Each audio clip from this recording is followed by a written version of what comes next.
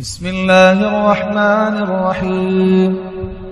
لم يكن الذين كفروا من أهل الكتاب والمشركين منفكين حتى تأتيهم البينة، رسول من الله يتلو صحفا مطهرة فيها كتب قيمة، وما تفرق الذين أوتوا الكتاب إلا من بعد ما جاءتهم البينة، وما أمروا إلا ليعبدوا الله مخلصين له الدين حنفاء ويقيموا الصلاة ويؤتوا الزكاة وذلك دين القيمة.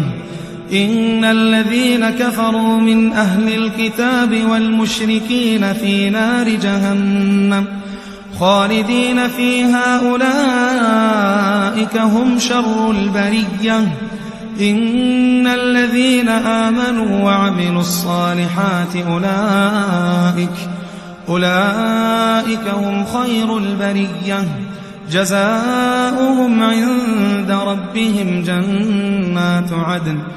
جنات عدن تجري من تحتها الأنهار خالدين فيها أبدا، رضي الله عنهم ورضوا عنه، ذلك لمن خشي ربه.